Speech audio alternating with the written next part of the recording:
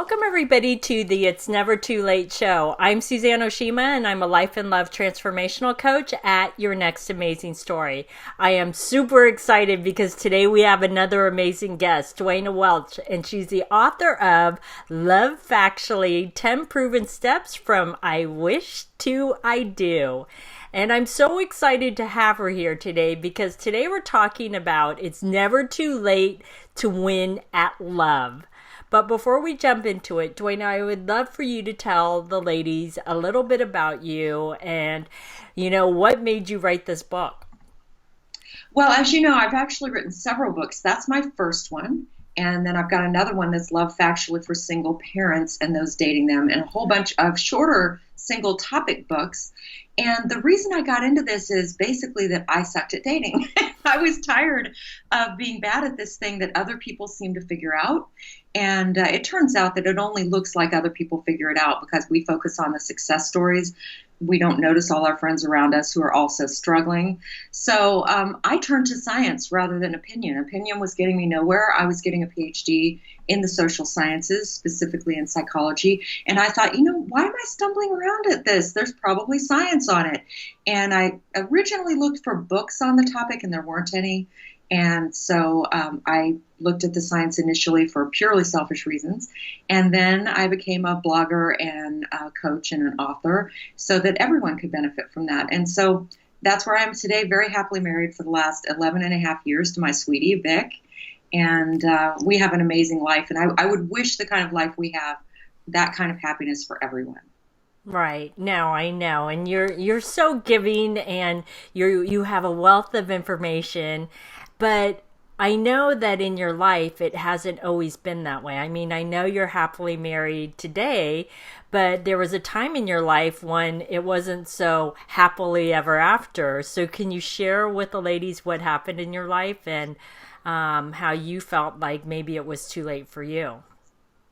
Yeah, Suzanne, as you know, having interviewed me several times now over the years and since I first got started, there are huge parts of my story that I was not comfortable telling until very, very recently. That's partly because any one of us, the stories that we have about our relationships, they are also stories about our ex-partner or other people in our lives, such as our children. So I wasn't sure how comfortable I felt telling stories that weren't entirely my own. But the truth is that I learned all of this stuff, or a lot, not all of it, but a lot of it about science and dating before I met my child's father. And that's how I met him. And I was very, very madly in love with him. I absolutely adored that man.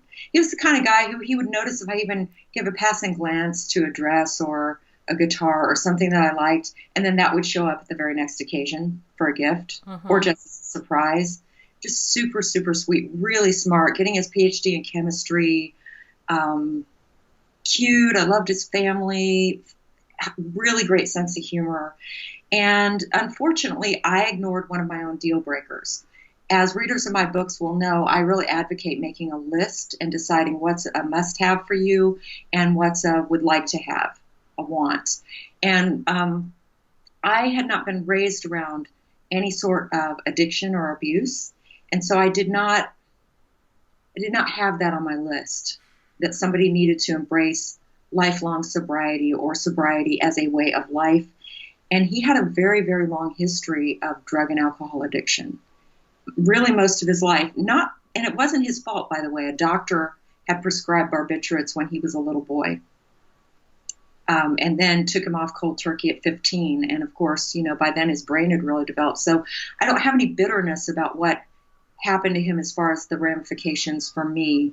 But the fact that I didn't look at that clearly means that while helping others find the love of their lives, I committed to someone where it was completely unworkable.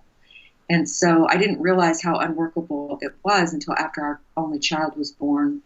And then one night he fell on top of the baby because he was in a stupor. And then one night he was physically unresponsive. I thought he was dying. And one day he went and picked the baby up and drove all over Los Angeles, which is where I was a professor at the time, I was a professor at Cal State Fullerton. And as you know, in Southern Cal, you live maybe an hour drive away from where you actually work. It might only be a few miles, but it takes forever to get there. So the daycare was near the house, and my ex got home early, and he drove our baby all over Los Angeles while so wasted that he could barely speak, and in the time that it took me to get home. And that was a real wake-up call for me. I realized that I was going to have to find a way to protect my child. So initially, I found a sitter who would stay after daycare hours until I could be physically present. The sitter would stay in the house. And so my baby was not alone with the dad. Even the dad was a sweet person, but you just can't have that. You can't have someone who's driving your baby around under the influence. You can't have someone who's turning the gas stove on and forgetting to turn it off and it's not lit. These things were happening. And so that worked for a while. And then my sweet little darling, he was diagnosed with type 1 diabetes when he was only 25 months old. He was born with it, but you don't show diagnosable symptoms until the disease process has gone really quite far. So at that point, he needed to take insulin, and it's very hard to keep a child safe. You can give them too much and they can die.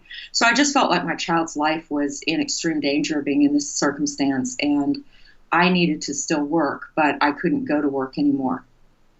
So I realized that no job was worth this, not even one I had trained for my entire life. I mean, at that point, I'd gotten a bachelor's, a master's, a certification, and a doctorate in my field. And I had my own laboratory at Cal State Fullerton, which was pretty hot shit back then. And so I was really at the top of my game, and I had been told I was getting tenure. And I walked. Wow. And the way I walked, I actually got an attorney to help me figure out what the laws were in California, because I wasn't willing for my child to be alone with his father ever. And that's not what the law says. So sneaky is best. I was very sneaky. I consulted with an attorney in Texas who told me, look, the laws in California say that you can't take your child out of California without the father's permission. And he's not going to give you permission. So what you need to do is tell him that you are you're taking a vacation to see your family. And then he's, of course, going to think, yay, drug holiday, and he's going to crawl down inside a bottle or whatever. And you're just going to keep extending that vacation until 6 months. And the first day of the 6th month, serve him with papers. And so I left my career, not just that job, the whole career, knowing I would never get another tenure track job. That's not how it works. I left my pets, which, you know me, that's not a small thing for me. I left my house. It was the first house I'd ever bought. It was absolutely adorable in a neighborhood I really wanted to live in. I left my friends. I'm a Unitarian. I left my church and my congregation, my community there. I left my colleagues who I've been working with 6 years and really quite liked. I left everything, and I went back to Texas to one room of my mother and stepdad's house, and with my baby and a suitcase and a case of pneumonia. I was so distressed I had pneumonia by the time I got there. And I started all over, feeling like the biggest failure in the world. I was so depressed I can't even tell you. Oh my goodness, Duana. You know,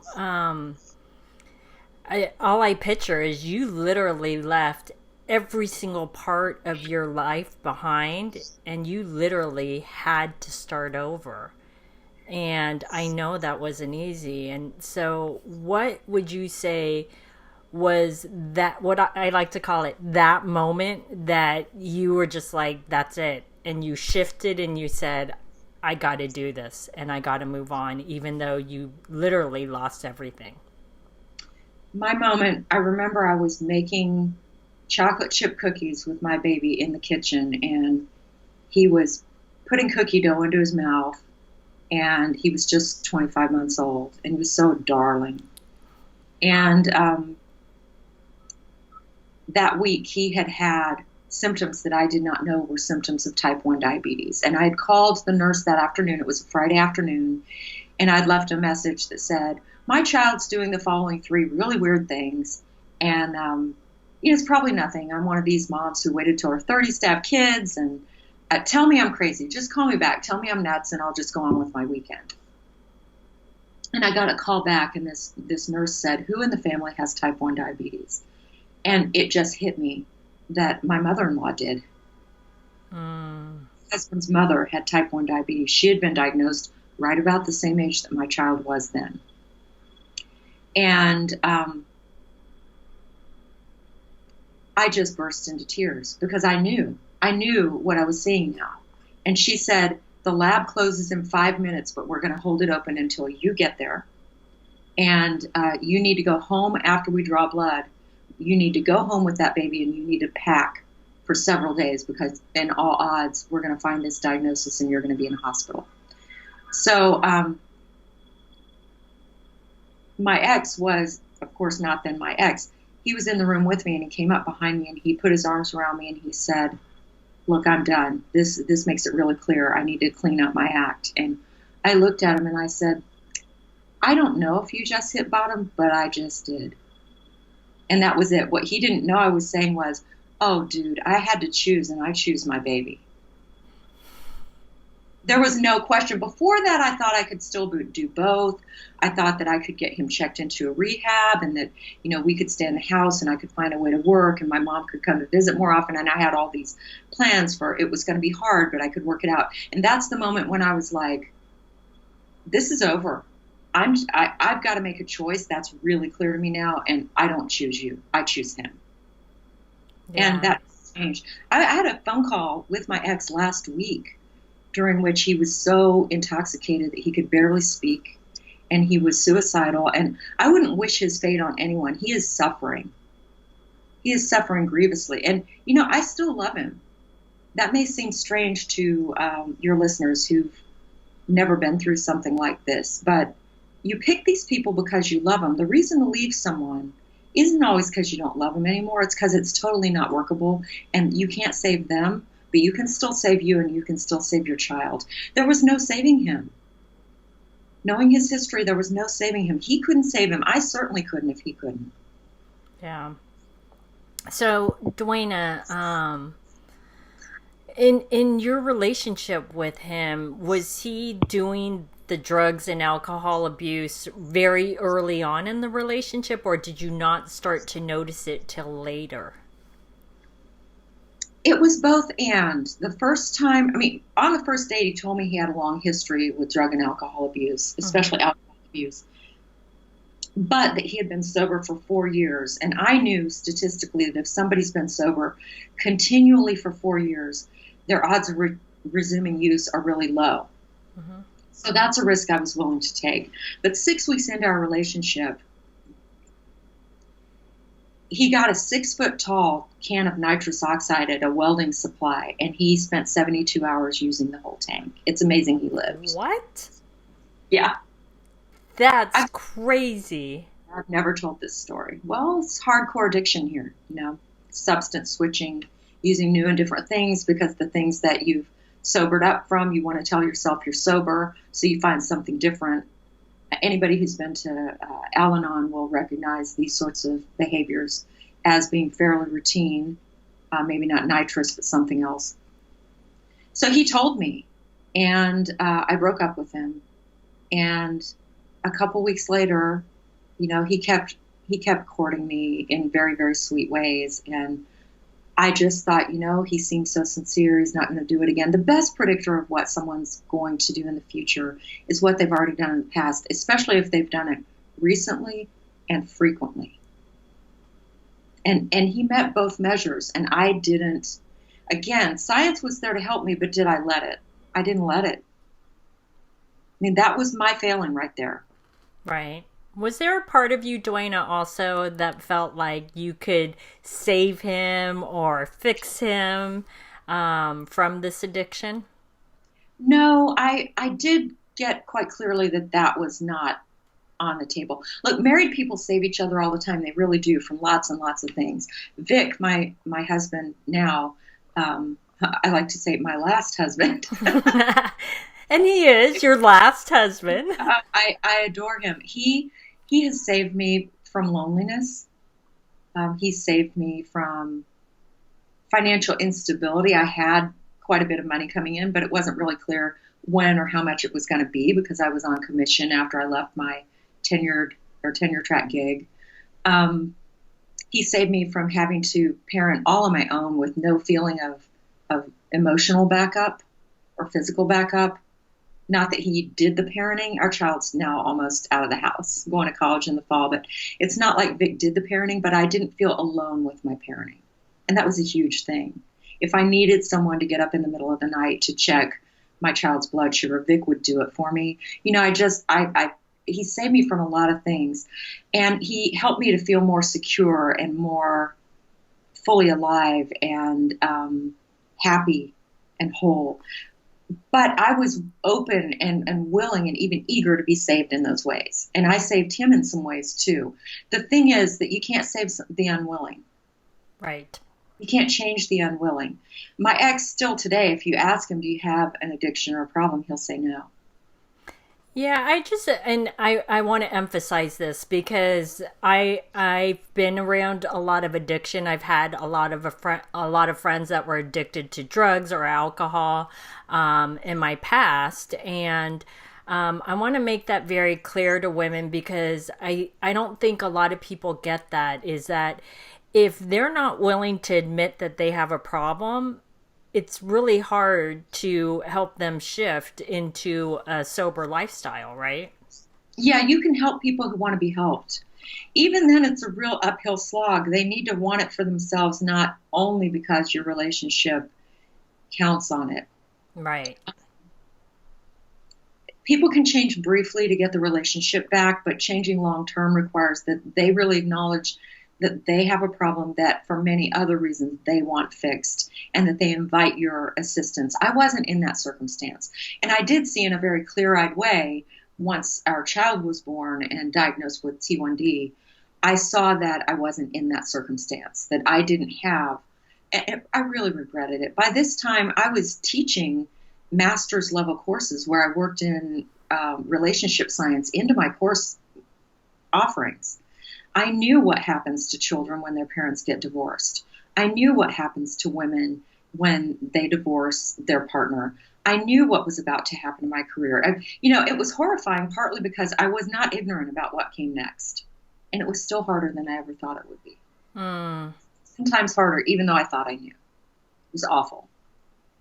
So how did you, when you were in Texas, because I'm sure that was hard to move back in with your mother, right? But how were you able to really pick yourself back up at that point? Well, I have to thank my mother and my stepfather. I mean, my stepfather who came into my life when I was about 30. So it's not like I grew up with them or we were close or anything. He simply said, bring that baby here. He never had. I mean, it's funny because sometimes women will say to me, men are scum. No, that's not true. Some men are scummy. Some women are pretty bad. But there are a lot of decent people out there. My mother had very fortunately remarried one of them, and he welcomed us with open arms, as did my mother. She changed her whole life to accommodate us, from, which bedroom they were using to how both of them organized their day. There I was arriving in town with pneumonia, and my mom said, you go to bed, honey, I'll take care of everything. And she just let me be depressed and sick and get over it. She learned how to take care of a child with a very intense, when they only weigh 23 pounds, you can give too much insulin really easily and kill somebody's kid. And she learned everything that could be done, and she really stepped up, and I will never forget that she and my stepdad were there for me in such a way. It was a wonderful thing. That said, how I put my life back together was mainly by telling myself that what are the odds that I'll still be this unhappy in 5 years? Because if I had done what I know scientifically the brain does, what the brain does is whatever mood we're in today, it projects that mood onto our past and our future. And this is why people who are depressed and just starting to come out of depression have 5 times the odds of suicide as other people, is because they're depressed when they're terribly depressed, which I was. Mm-hmm. They're so inert that a lot of times they can't even make a plan to kill themselves. But then they start to come out of the depression just a tiny bit, and what their brain tells them is your life has always been bleak and it always will be. So what's the point? And that's when they make the plan and they do it. Because I was a psychologist with many, many years of teaching this kind of stuff, I had an advantage in knowing that. I knew that my state-dependent memory was not to be trusted, and I knew that the odds that if I just put one foot in front of the other and just kept swimming for as many as 5 years, that my life was going to be completely transformed. And so I completely transformed my life one step at a time with the support of my family. Awesome. Well, my God, Duana, I've known you for a long time and I knew you were a strong woman, but every time I interview you, I'm like, oh my God, she's stronger than I actually thought she was. You're like this powerhouse Wonder Woman. So, what I want to ask you, because I know a lot of women listening to this podcast or watching the video show, are relating to you right now. They're going, oh my God, I'm in a relationship or I'm dating a man that has addiction issues, and or they could be married to one. So if a woman is in that state, how can she get out? Like, and what is your best advice that you can give her to help her? The first thing is, if you're going to make a mistake, make sure it's a new one, not the ones you've already made. I really committed to not beating myself up because that does nothing except keep you stuck. Scientifically, if you're feeling shame, which the feeling of shame is the feeling there's something wrong, there's something flawed about me. Well, if there's something flawed about you at a core level and you feel you can't fix it, you're just going to wallow around in your shame and you're not going to make progress. And I'm all about making progress. That's really where a lot of my fortitude comes from, is the feeling that we can change and that I want to change. So if you don't want to make the same mistakes again, commit to making new ones. You'll still make mistakes and that's okay, but feel appropriate guilt rather than shame. Guilt says what I did didn't work. I'm going to do it differently going forward. And of course, you're still going to make mistakes, but they're going to be new ones, and that's okay. Always aim to have your next mistake be a new mistake. The second thing I would say that's very closely related to that is don't reinvent the wheel. People, there's science. There are books like mine. I'm no longer the only person out there who's writing science-based books about all kinds of relationships.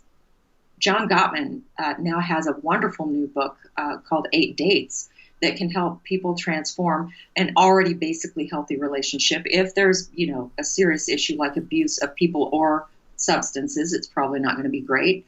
But for, garden variety, you want your relationship to be better, I recommend that book. There are many, many books at this point. Tim Cole and Emily Duddleston have one called about intimate betrayal. I can't remember the title of it now, but it's about betrayal.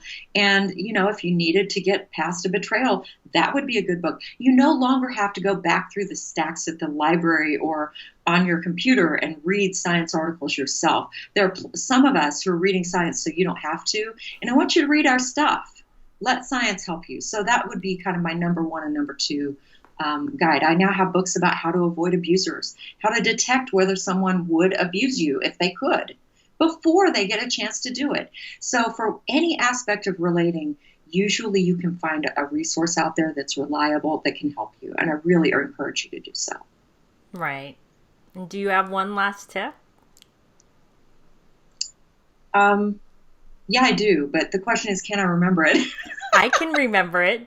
It's about forgiving. Oh, thank you. I'm so glad I told you that ahead of time. Yes. So one of the things people struggle with when they make a poor relationship choice, and almost all of us have made choices that didn't work out for various reasons. The temptation is not just to blame that other person. Even worse, the temptation is to blame and dislike ourselves and distrust ourselves.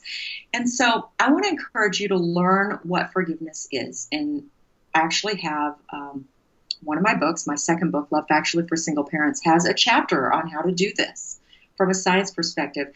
The short and quick version of this is You don't have to say, no big deal, what you did wasn't a problem, you can come back and do it again. That's not what forgiveness is. What forgiveness is seeing the past through your eyes, if it's you're forgiving, or through the other party's eyes, if it's them you're forgiving. See it through their eyes, not so you can excuse it or condone it or sweep it under the rug, but so that you can have empathy for their perspective at the time they did it. Because what you discover when you go through that exercise is, oh, they did this thing which affected me terribly. They did this thing for their own reasons. It was never about me. I don't have any bitterness about my ex-husband at all, but he does about me. The most recent time we spoke, he indicated many times that he thinks I have a terrible character and that I lie all the time and that I can't be trusted. He has a lot of bitterness and anger. And that's what a lack of forgiveness is. It's the presence of bitterness and anger and sometimes even vengefulness. All forgiveness is letting that go, which happens when you empathize with the other person's perspective. Look, from my ex-husband's perspective, he was doing the very best he could at the time. It put me and my child and him in danger. But that doesn't mean he's a bad person. It means I had to protect us. I had to protect the two people that I could protect. But it doesn't mean that, when you see it that way, it's very easy to let go of the huge sack of stones you're carrying over your shoulder that's debilitating and keeping you from loving fully and freely and openly in the future. You will be so much happier if you drop that bag of stones, let the past be the past, and move forward with a light heart. Because, your future partner, I want you to have the most amazing love going forward. And you get that more easily if your amazing future love doesn't detect a huge chip on your shoulder or a bag of stones over your shoulder. Yeah, I totally agree, Duana. It's so important to forgive because it will hold you back. It will hold you back from the right relationship with the right man. And you're right. Otherwise, you show up into the relationship with a chip on your shoulder.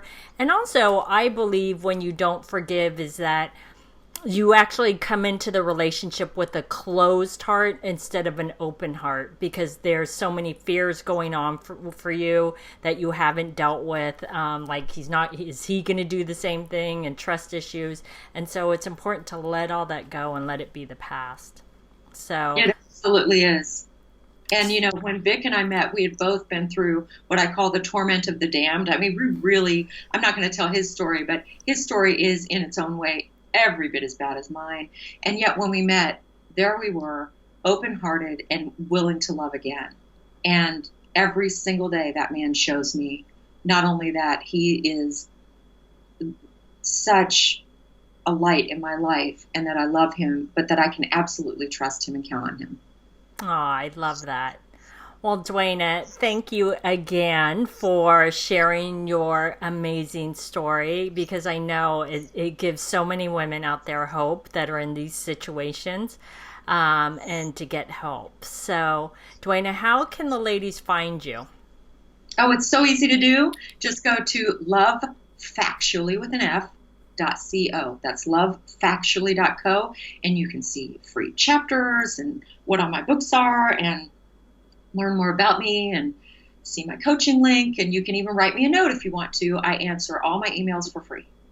Awesome. So everybody, go get that free chapter of Love Factually, because as you can see, Duana is amazing.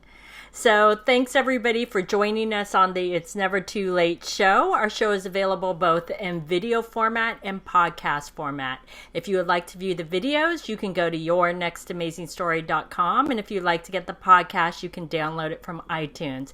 And if you would like to get our free ebook, How to Create Your Next Amazing Love Story in 3 Simple Steps, you can click right here on the video, or you can go to yournextamazingstory.com.